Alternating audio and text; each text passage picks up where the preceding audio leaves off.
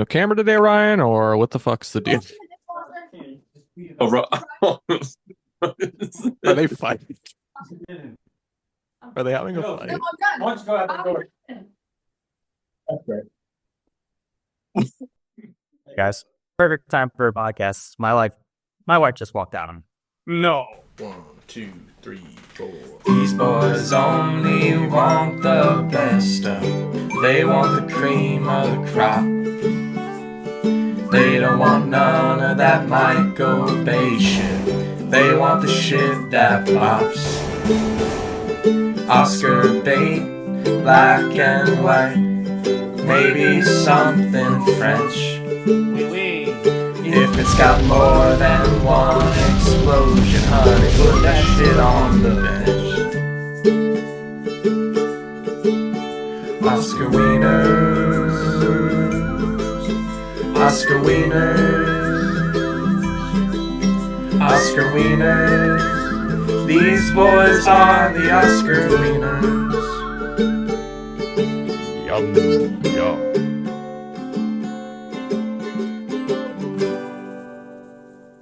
Oscar Wieners. Should we get down to brass tacks, gentlemen? Yeah. I don't start it. Oh, right. Sorry.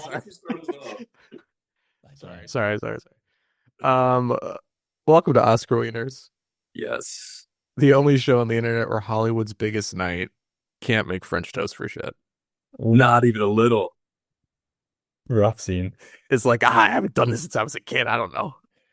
Folding it in half is great. Probably the best scene in the whole movie, let's be honest. I wrote down the quote. My notes, it just says, bread is bread. I love that quote. Bread is bread. British bread. I Oh. really could have watched that for another hour and a half. Yes. For sure. Yeah, I'm Pillsbury. I don't know. And I'm Kramer. Nice. And today, well, actually, Henry usually does this part. Go ahead. Joining us for perhaps the third and final time on this show. Well, no, hopefully not, but we'll. Dustin Hoffman's still alive. It's true. She can get an Oscar. I don't know if he's in movies though. He's not done yet. He's still cooking. He's making movies in Bulgaria with Kevin Spacey. Something. Completing the trilogy for now. Ryan Adams is returning to the show. A lot of time has passed since you've joined us for Midnight Cowboy, and things have taken a turn for the worst, it seems. You said you've had a child, Yep. or losing the child in a divorce. Is that correct? Yeah. Child's in the other room, sleeping, slept through that whole thing. And my fiance actually just walked right on out. Okay. Yeah. Or- Also, Can I get into why or?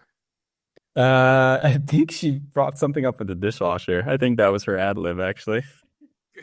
Something about loading the dishwasher, and she couldn't stand it, and she's out and left me and the kids. So well, anyway, thanks for taking the time out of your busy schedule to that's fine. join us. Yeah, that's fine. I have time. If your kid needs I don't know how old they are. Sleeps. You had a kid if they need milk or they Sleeps. need It sleeps. Okay. So this is a podcast where we could pick a Best Picture winner at random and try to figure out if it's Best Picture worthy. And this week we're talking about the 1980 Best Picture winner, Kramer v. Kramer. For Kramer versus Kramer. Kramer versus Kramer. Yeah. Directed by Robert Benton. Bob. Starring Dustin Hoffman as mild-mannered Ted Kramer, who's like a workaholic. Yeah. Maybe he's not present at home like he should be. The ad industry is very silly. His boss is constantly like, I need you 24 hours a day, 8 days a week. This is the Airwick account we're talking about. But uh-oh. Whoops. Meryl Streep, his wife, what's her name? We got that? Joanne. Joanne. Kramer. I know her last name. Got it. Thanks, Ryan. So Meryl Streep walks out on Dust, and Dust is left with the kid, their son. And it just sort of happens randomly. He doesn't really know totally what's going on. Meryl Streep is kind of having a breakdown. and then she disappears, and then Dustin Hoffman has to raise their son. And it's really a movie about, can a father be a mother too? Would a father be on the PTA? The PTA? It's really like, oh, this movie only could have been made like 45 years ago, where it's like, wait, can dads actually take care of their children? Dustin Hoffman in this movie is the first dad to take care of his children. It's like, that's like kind of the vibe, and like people are like, oh my god, to see this man like The eyebrow raise with there's a meeting with the PTA and just the big suit like eyebrow raise of like, why are you even bothering? Yeah. I could just hear that. I feel good. This summer, Ted Kramer has more than a little bit on his hands. He's got a kid. Now what? Ryan, have you seen this movie before? Honestly, I don't think I have before. Okay. Yeah. Did you dream it at all? Like, did it come to you in a dream? This movie? Yeah. No, didn't come to me in a dream. Okay. I always knew moments from it, but I don't think I've ever gave it a full watch, actually. Did you know, like, when you know moments, do you think like the court scene maybe? Yeah, I always thought I had actually a vision that the kid actually was like testifying or whatever, like being put up on the stand, but he never was put up on the stand. But for some reason, I was like, oh, I can't wait to see this like dramatic scene that I know this kid, like this child actor, probably like crushed and got nominated for it. But that never happened. Classic Mandela effect. Because I also thought the same thing. I always thought like him crying like in the court. Like I was like I pictured him in court for some reason in my head. Yeah. Never once was in court. I mean, this is like another kind of movie where like you just feel it's setting the template for this kind of movie, which usually has like the kid comes to court and like breaks down and is like, I can't choose or whatever. Classic Airbud. Classic Airbud. But like this movie is so much, exactly. This movie is so much better but by being like one of the first, it's so much better for not having like moments like that. I agree. Yeah. Yeah. What was your experience watching this movie? I enjoyed it for the story, and I also enjoyed it for, again, just a classic like New York City like setting piece. So just like I love it. Like between Central Park, J.G. Mellon. I forgot. I knew that J.G. Mellon was in it, but when the scene took place in J.G. Mellon, I was like, oh yes, like just like classic uptown New York living. I loved watching for that. Yeah, that I watched of it. Yeah, I watched Dustin Hoffman run through the city anytime. Really it. Andrew, so I guess you hadn't seen it either. Or no, I think you said this is your favorite movie? Yeah, sorry. I was going to say I haven't seen it, but actually I meant to say this is my favorite movie, yeah. Got it. That was a weird miscommunication. Yeah, sorry, I just a little brain fart there. Sorry about that. No, yeah, I've seen this dozens of times. What about you? What was your experience watching this movie? I mean, I had so full disclosure, I actually, never seen this before. So I had no experience, nothing really. Like Ryan, I also thought this kid was going to testify. I kind of saw the trial scene as being like this big climax. Yeah. I thought this was going to be very high drama. It was a lot more subtle than what I expected. Yeah. But I do think there is a lot of drama that's portrayed like through like a lot of the acting, like Meryl Streep and Dustin Hoffman playing off each other, a lot of subtleties and cues, especially in that courtroom scene that I thought conveyed some of the drama. But ultimately, I was just kind of along for the ride, just seeing what was going to happen between old Ted and old Joanne. I like this movie. I don't know. I'd never seen it before. I thought it was good. Yeah, it was good. What to say about it? It's like a really sorry, go ahead, Andrew. Well, I was just going to say, I like how the movie shifts your sympathies between the two characters like very easily with like just adding little bits of information. Like, 1 second, Ted is learning how to make pancakes for his son or French toast or whatever. Then the next second, he's listing the cons of what it means to be a father. Like you think he's getting better, and then like they just drop subtle hints that he could still revert back to old Ted of being the ad agency guy. But I like seeing his development and his evolution because he becomes a good dad throughout the course of the film. Well, the structure the structure of the movie is so funny because it's like, so Joanna leaves, Ted is on his own with their son. What's this fucking Billy. shit's name? Really? Billy. um, he's on his own with Billy, and like at first he's like, oh, I don't know how to be a dad.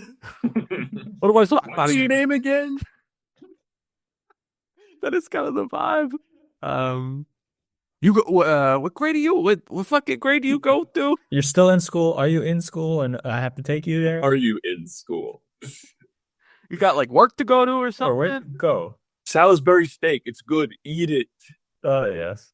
One of my favorite little details is like it's such like a dad-son thing where like at one point in the morning, it's sort of when like Billy's still getting acclimated to like just Ted being there. For breakfast, they have like Entenmann's chocolate donuts. Yeah. I was like, that rolls. Very true to life. But yeah, it's like it's Ted and Billy kind of their bond slowly developing, and then kind of it's like the movie's like what, hour 40? What you're saying? Right, hour 40. Yeah, hour 40. And it's like an hour is just like, or maybe like 50 minutes, or like Billy and Ted eventually becoming like a power duo. Like Ted is killing it as a dad. I mean, he might be some of his responsibilities to work might be sort of like becoming complicated, and eventually he does like lose his job, and then like Joanna just like pops back up. And it's like the life they had, him and Ted and Billy had built together, is just like all of a sudden like becomes complicated again. Yeah. She's like, I've been lurking in this phone booth the entire time. It's really good at school. She really just like comes out of the shadow, like she's just like peering through a window at them, and it's really creepy. Full trench coat, just like absolute stealth. And then she's like, I've been in the city for 2 months, and it's 2 months. Watching for 2 months. That is kind of where the movie does take a turn at that point, though, because up until, because he's got that growth and development as a dad, and then from our perspective, or the audience's perspective, Joanna comes back and just kind of is trying to rip Billy away. And we're like, you can't do that, Meryl. Yeah, well, one thing I kind of like about Ted's evolution is like, I like that it doesn't take the court case for him to realize why Joanna might have left. Like he does, like he kind of like comes to these realizations on his own, being like when he has to be a single parent, he's all of a sudden like, oh, Joanna was kind of a single parent. That's true. And like now I have to like, now I'm sort of like, oh, this is really hard, and I don't think I ever gave her credit for this being really hard. Yeah, and that it didn't follow the cliche like realization later in like the breakthrough, like you said, at the court case of like, oh my god, I've been an ass. Like it happens much earlier on, and you're watching it. I like that. Yeah, it's almost like progressive, because it's like a husband slash dad realizes like, oh, my wife and the mother of our son like actually like she had a much like richer emotional life than I was even like paying attention to. Like, I don't know. Yeah, I like when they have that meeting in the coffee shop when he learns that she's back in town, and he's kind of expecting them to have a little catch up, and he's like, oh, you know what? I just want to apologize. I've grown so much, and like I really think like this is nice for us to reconcile. And she's like, I'm taking your son. How about that? Well, it's my son too, but I'm taking Taylor back. And then he fucking like pushes that glass against the wall, which I don't think Not scripted. no, that's just Dustin Hoffman being a fucking nutball. Yeah. I noticed Yeah. Dustin Hoffman does a lot of fast, like when like that was a quick thing when he left. He exited one of the offices, or when he got let go, his coat was stuck on a rack and he ripped his coat off. There's another moment he does a lot of like quick movement things with an item, like an object, as he exits a scene. It's like almost every scene if he's exiting, something harsh happens, like with an object. That's how they teach you to do it in acting school. Right. Quick, He's kind of- sharp, fast. It's funny because he's kind of like, this is like the most normal character I've ever seen him play. Actually, yeah. And it's just like weird. I'm like, oh, I actually might be friends with Ted. He seems kind of nice. He seems like a decent enough guy. Like once he learns that the errors of his ways, might hang with Ted. I'd hang out with new Ted. I wouldn't hang out with beginning of the movie. Beginning of the movie, Ted says when he has that conversation with his boss, who's like, "Hey, you might be a good creative director one day." Ted says that was one of the 5 best days of my life. Oh yeah. There, let's pump the brakes, Ted.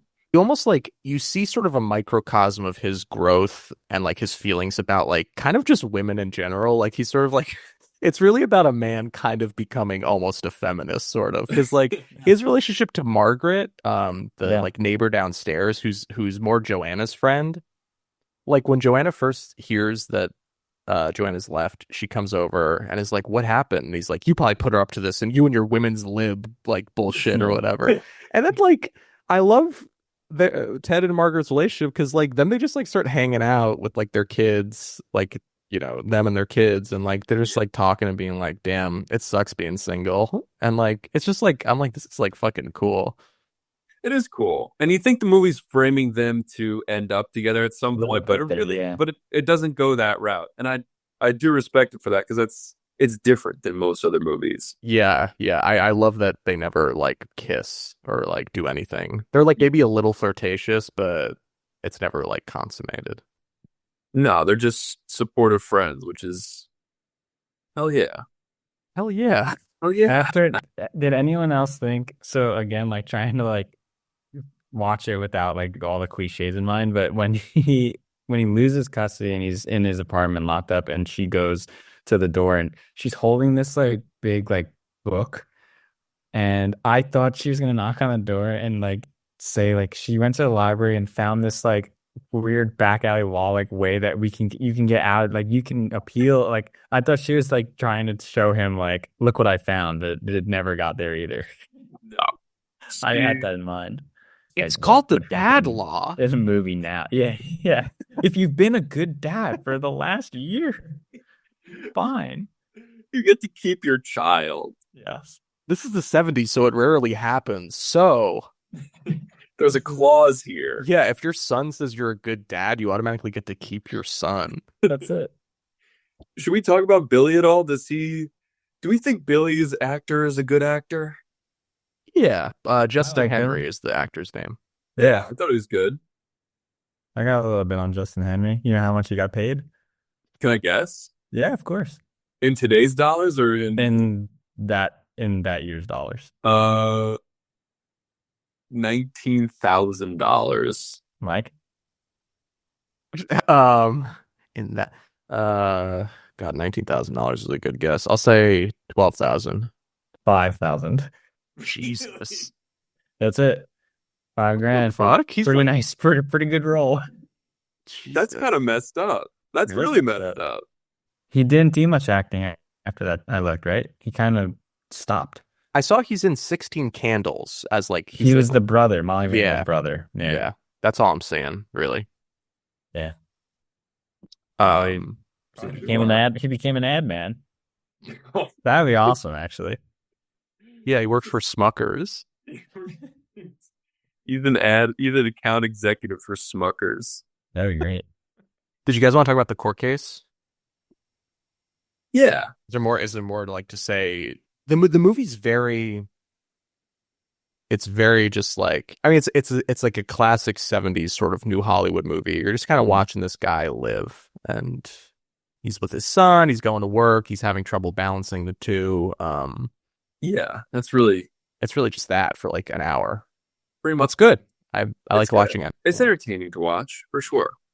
I wish they went into the work stuff a little more deeper, because you're almost like, well, why did he lose his, like, how bad did it get? Like, I didn't see it get too bad, but apparently they lost the account, right? Like, I would like to know the details of why they lost the account. Like, how bad could it have been that they've lost that account? It's true. you see him working. Yeah, he's working. He's just bringing a little bit of extra stuff with him. Of just like, oh shit, I gotta run. Like, I gotta get out of here. I gotta. So you're like, Go like, I don't know if to use the account. yeah. Yeah, like it's funny that the movie doesn't like portray him as doing really. It's not like he's fucking up at his job. He's just like, oh, I have to leave at 5 because I have to go pick up my son. I can't stay for this party. Like, I'm sorry, I can't stay after hours of work and chat with you because you're having a good time. But if that makes me lose the account, then I lose the account, I guess.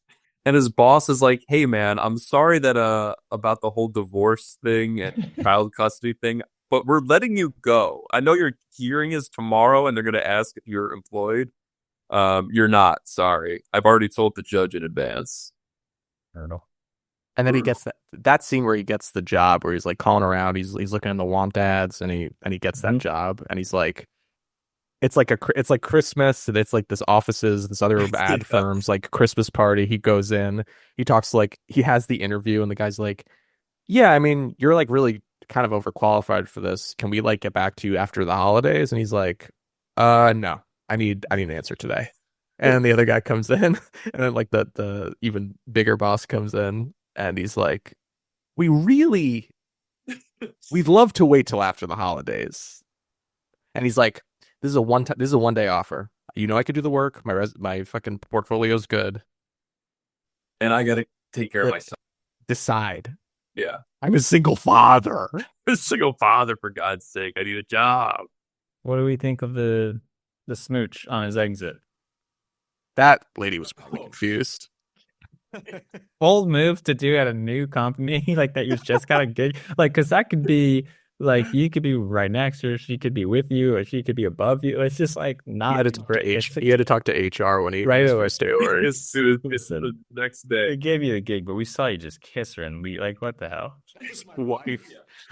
How does he know that wasn't somebody's wife? That's so good. No, there was no HR in the 70s. No. That's true. You could kiss the CEO's wife. In the 70s, it'd be poor taste if he didn't smooch somebody's wife. Yeah, that would be frowned upon. Yeah. The court case, though. Do you guys want to get into it? Yeah. I like there's a lot of subtlety at play with their acting, and like I like how they're still supportive of each other, even though it's so tense and obviously contentious between them. There's a moment where I think Ted's attorney asks Joanna on the stand if she thought that she was a failure in their relationship, and Ted is madly to her. He's like, no, like you weren't a failure. That was Like it's weird that they're encouraging to. I guess it's not weird, but it's heartwarming, I guess. Yeah, it is really nice.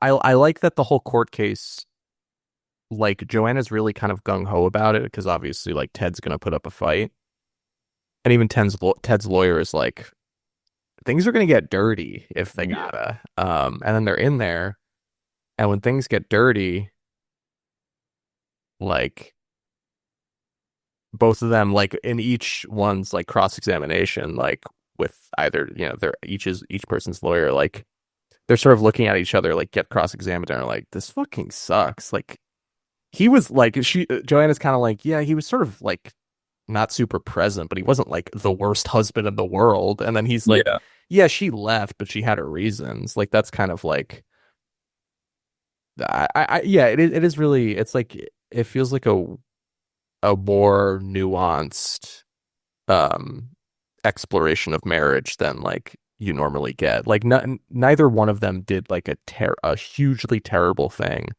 Well, then Joanna brings up she kind of has the low blow where she brings up Billy's eye, where he had to go to the hospital and get stitches. And it sucks because, you know, it's not like Ted was being unattentive. Billy was just doing stupid kid shit and fell off the playground. It looked like that. Oh, yeah. That's what his stitches look like. Why'd you just draw on your face with a pen, you fucking... That's what the kid stitches look like. You have to do that. People could Google it. He's method. But we're talking about it. We've obviously talked too much about Dustin Hoffman. It's fucking making you crazy. He's gone method. I respect it. That scene, that was a very sad scene too with the kid crying, but a great scene with him holding him and the doctor saying like you really can't or shouldn't I'm be in sorry, I here. can't take you seriously. Why? It's the kid. I'm the kid. I'm the kid. Yeah, that scene is really good where Billy falls and then like there's that really long take. I guess they're following them in a car where Dustin Hoffman's just like running through the city, like all across like a couple blocks, to the hospital with Billy in his arms. Clearly being an attentive father. Yeah. But Joanna frames it like, under his watch, Billy had this injury. Well, the lawyer says that, and then later Yeah. Joanna apologizes. She's like, I told him that, but I didn't know he was going to say it. I like that she shouts it at Ted as he's like going down the elevator. That's just such a classic dramatic moment. Totally. Do you guys think that Tide was a sponsor? Did they pay big bucks for that or no? Or that was just a genuine thing? Oh, it's a good question. Because when they're shopping, Yeah. Did Did they the have whole- sponsorships like that back then, you think? I don't know. Or was it just kind of just like Tide's the brand? It's the only big brand on the shelf, and the kid was like, Mom says it's the best. I don't know. It was weird when he looked at the camera and said that. Yeah, it's very strange in that outfit.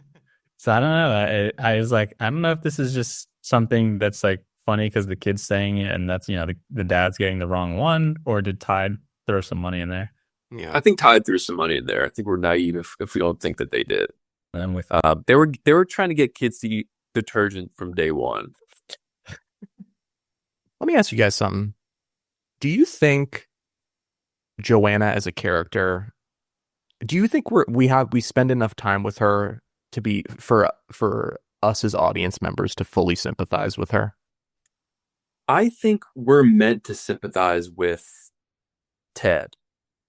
I think that's how it's framed. Like to the point where the moments of even when they meet on the bridge and, she's going to take Billy for the afternoon. It's almost heartbreaking because he runs. He's so excited to see her. Yeah. He can feel it, how much it impacts Ted. But she swings it back around by making a great point that, like, Ted's been present for the last, like, he's been a dad for the last 6 months or whatever, however long it had been. I think it's like 13 months or something. Yeah, exactly. Yeah. By extension, he's been a good dad for as long as we've been watching the movie. You know what I mean? Mm-hmm. She kind of hints at like the bigger arcs that they have beyond the scope of the film, which I thought was interesting because, like, you don't really think of them as people outside of the movie, but she kind of, or at least the filmmakers got us to think that way. Yeah, that's a good point. I do think though, like, here's the thing. Ultimately, I sympathize with Joanna, like, and her plight and like why she had to leave and stuff. But I don't know that the movie just feels slightly unbalanced because we're just following Ted for like an hour and we see him become a good dad. Yeah.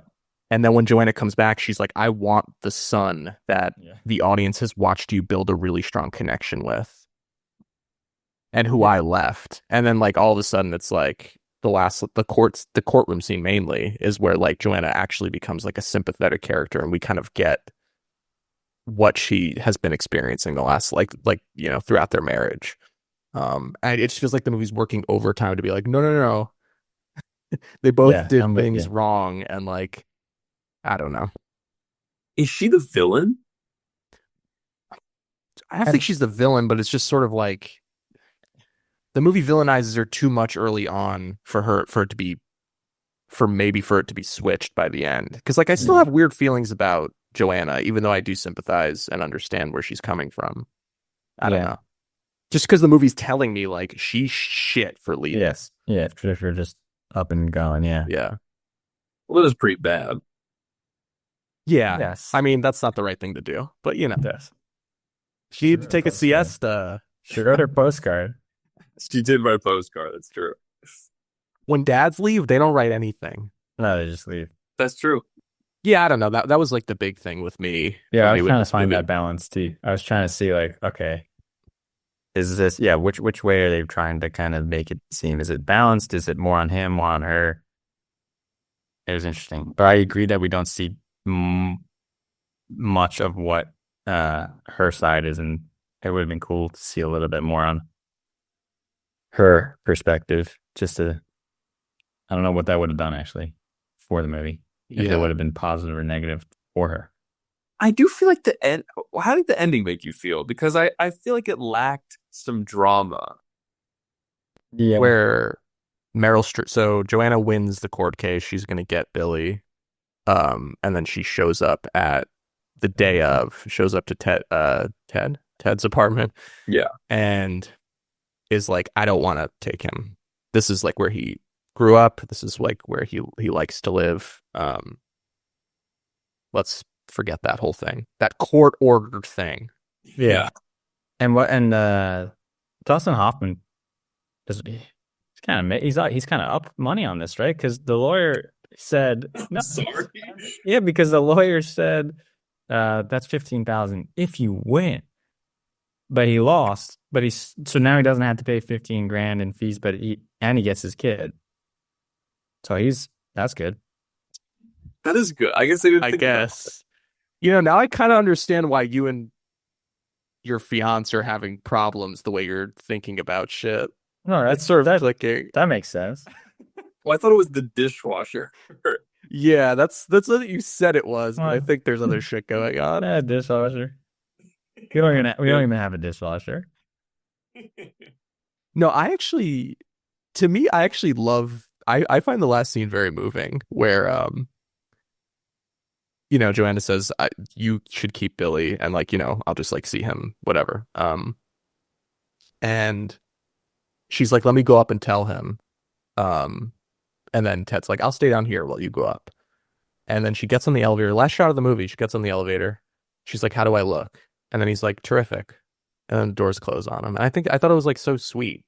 I don't know if it's supposed to be hopeful, they're gonna fix it, or if it's more just They're they're gonna be co-parents. Yeah, And it's gonna be okay. They're getting along. Yeah.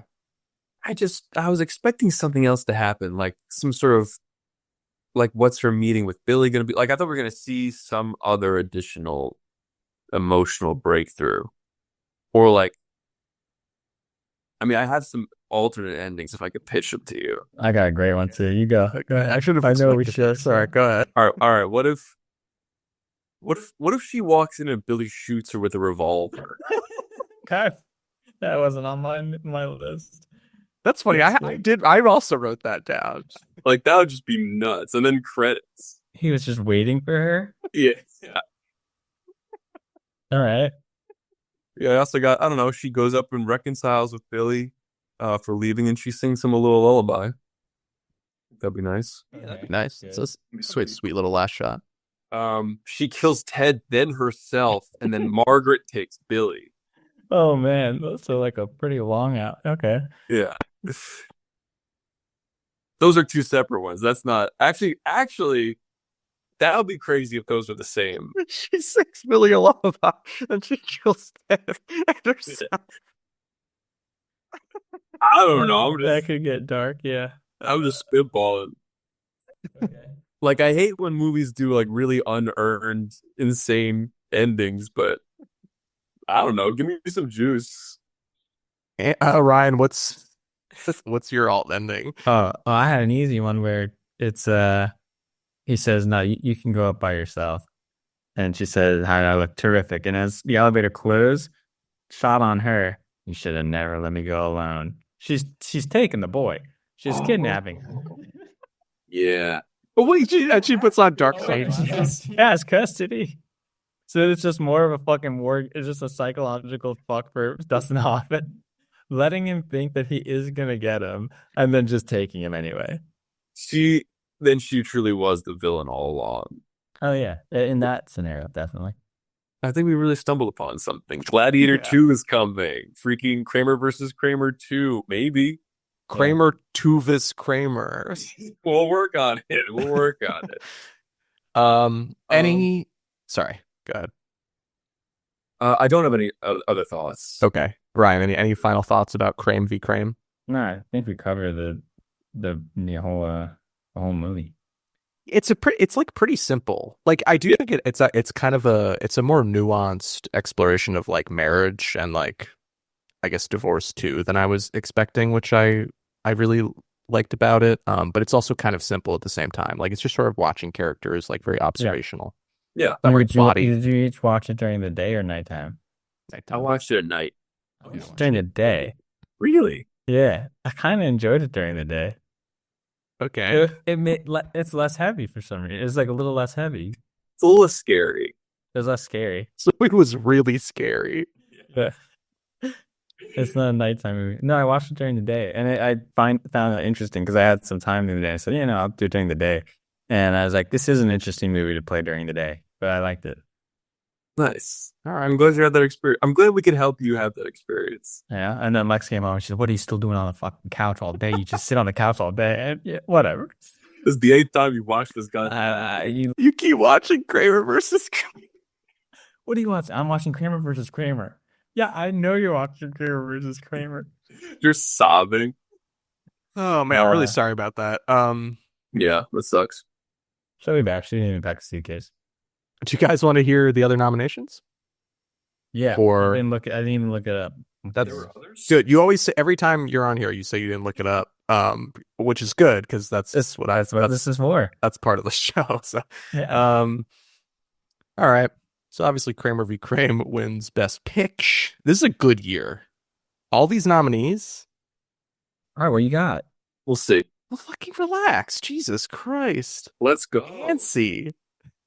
Don't point a laser pointer at me.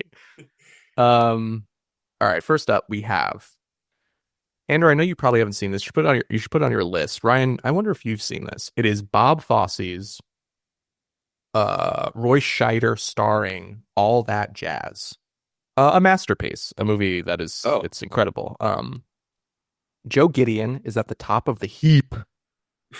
One of the most successful directors and choreographers in musical theater. But he can feel his world slowly collapsing around him. His obsession with work has almost destroyed his personal life, and only his bottles of pills keep him going. It is like a deeply autobiographical movie in which Roy Scheider plays basically Bob Fosse. It's truly Bob Fosse staring into a mirror and just like projecting his most like horrifying. I mean, it's not like a horrifying like. It's not like the most horrifying movie you'll ever see, but like it's just like when you know that he's making the movie about himself, you're like, damn, this guy is really like looking in the mirror and like not liking what he sees. If it's done well, it's usually really good. But those types of movies definitely walk a fine line between like really insightful and bloated and just I made a movie about myself. You know what I mean? Yeah, I get that. I mean, it's maybe like the best example of this. It's like perfect. Okay. Yeah. Right on. Next up, we have, I mean, this probably should have won. Ryan, I know you've seen it. You probably watch this movie once a day. I'm sure your dad showed it to you way too young. Out the womb. It is Francis Ford Coppola's era-defining masterpiece. Oh, yes. Apocalypse Now. Oh, yeah.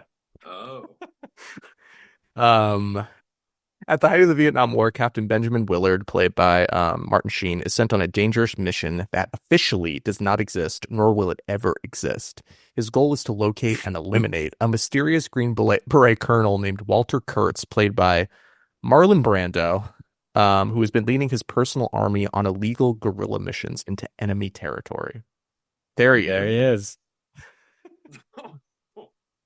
Honestly, looks kind of good there. I know he's like older. Yeah. I'm sorry, just have that at the ready, or Yeah. This is a movie, Andrew, you haven't seen it. you talking to me? Yeah. Yeah. No, I haven't. No. It's like unbelievable. It's one of the best movies ever made. I like my favorite Coppola. I'll get to it. I gotta see The Matrix. Yeah, I mean, Apocalypse Now should be high on that list, I think. All right. Ryan, what do you think about Apocalypse Now? I love it. Beautiful. I love the smell of French toast in the morning. There you go. Oh, that's a nice little crossover there. Thanks. Next up, we have Breaking Away. Who? Directed by Peter Yates. Yates.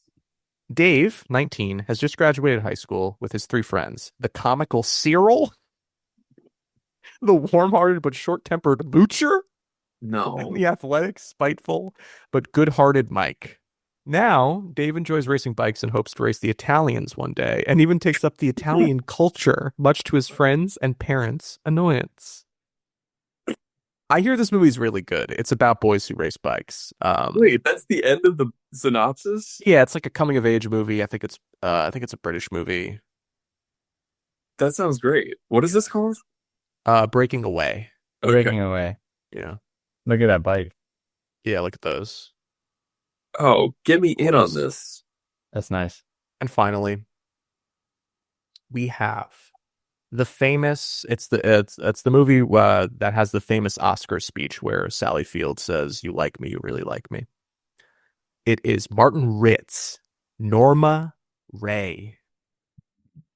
Who? Norma fucking Ray, dude. Are you totally talking to me? I don't know who this is. Norma Ray. No, I don't know her. Nor will I My ever. God. Well, let me tell you about her.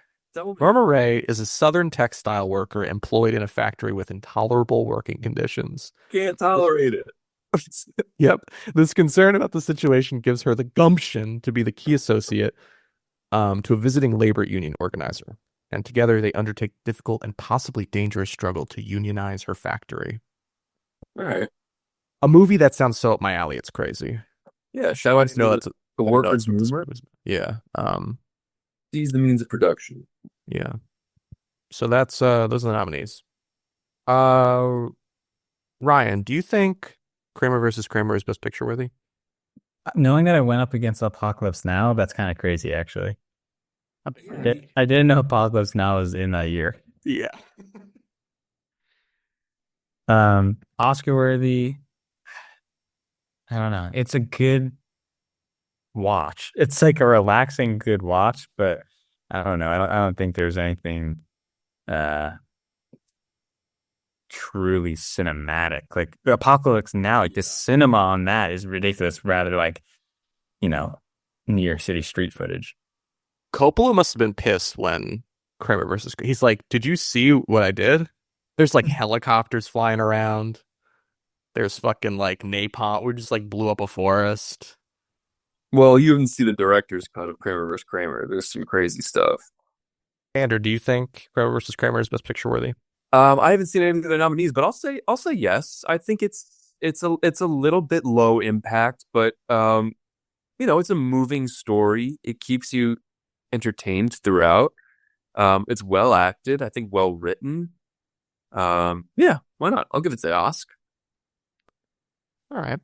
I think I'm kind of in the same boat as Ryan. It's tough hearing the nominees to be like, was Kramer versus Kramer really the one? I don't know. It's I really liked Kramer versus Kramer. I just don't.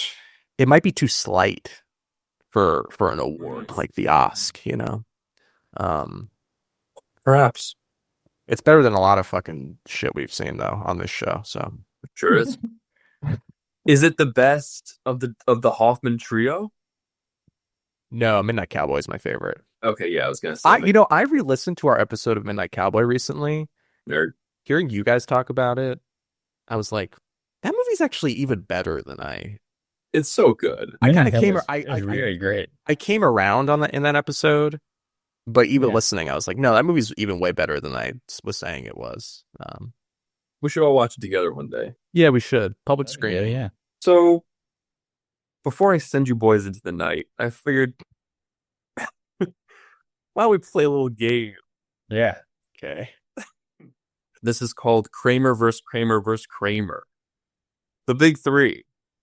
Okay. So basically, I'm gonna give you some factoids about Meryl Streep, Kramer, Dustin Hoffman, Kramer, and Cosmo Kramer, aka Michael Richards, aka Kramer. For example, I'll say who do you think is the oldest out of the three? Want us to guess that one? Dustin Hoffman, I would say. Dustin's been between the three, yes. Dustin Hoffman is the oldest. He's 87. Both other Kramers are Yeah, I know. Yeah. 87? Yeah. Holy Wow. shit. Wow. What a surprise. Both other Kramers are 75, tied at 75. See, that's what I would have guessed Hoffman, like 77, 76-ish. Nah, he's up there. He's immortal. Like it or not. Don't like it. So, out of all three Kramers, which Kramer has the most Emmy nominations? Meryl Streep.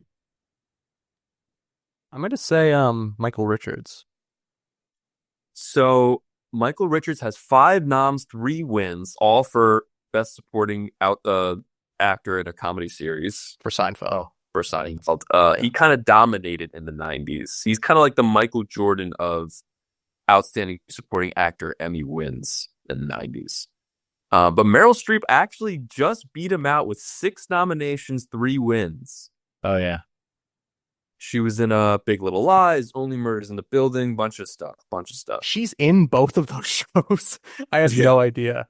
I also didn't know. I don't watch much TV, but shout out. That's a point for me, Mike. That's the point for Big Rock. Just for posterity, Dustin he's got 2 nominations, 1 win, both for The People versus Dustin Hoffman. both for famous court cases that he's involved in. Speaking of court cases, most divorces. Who's got it? I say Dustin Hoffman. See, I want to say I'll say Michael Richards just for difference, for variety's sake. So they're actually both tied with 1. They both divorced and remarried. Meryl is separated from her husband. I don't think that counts as a divorce, though. So, Well, I know she was also married to John Cazale. They died, though. married. Oh, they weren't married? No, I think they just like dated long term and lived together. So did I lose that one? Rest. Yeah, you that one actually We tie. No? no, you both got that right technically. Great. So I'm still winning. Yeah. Yes. We tie. 2-1. Of the big 3, who's got the most SNL hosts? Meryl Streep. Oh, yeah, I'm going to say Meryl. It was a bit of a trick question because none of them have ever hosted SNL, weirdly enough. I thought that was surprising. We can't have an episode without paying homage to the immortal Gene. Which of these Kramers has spent the most time with Gene Hackman? Dustin Hoffman. Ryan? Were they in a movie together?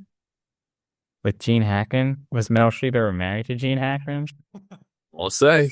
I'm going with Meryl Streep for that reason. So Meryl Streep did appear with Gene Hackman in the 1990 film Postcards from the Edge.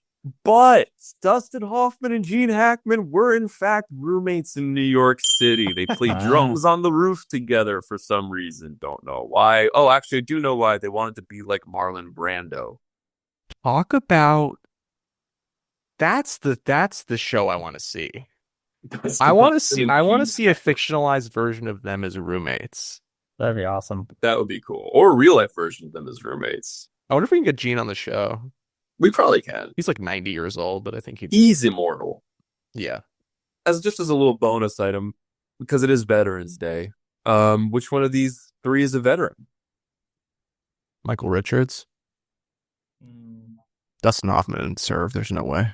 I'm going Richards, yeah.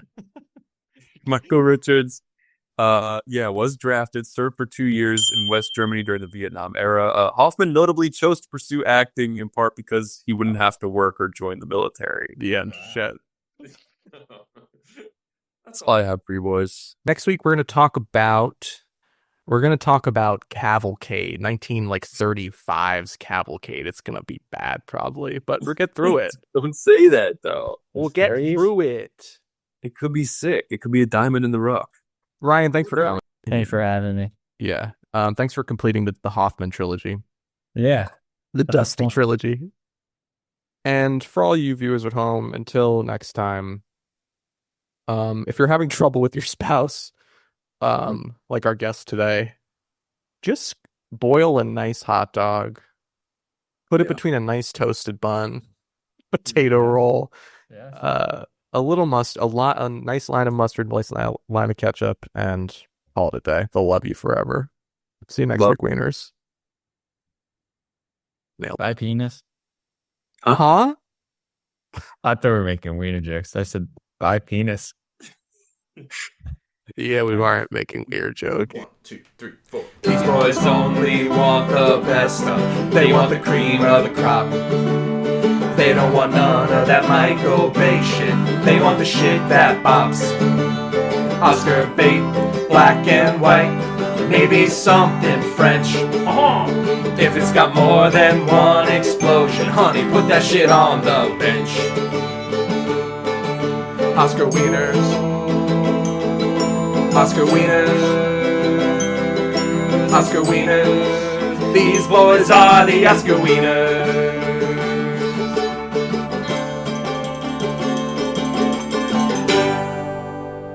Oscar Wieners. Why the hell do we have to leave it if it's the same link? Because I don't want to pay for Zoom. Enter me You guys need a fucking sponsor. Tell me about Athletic Greens.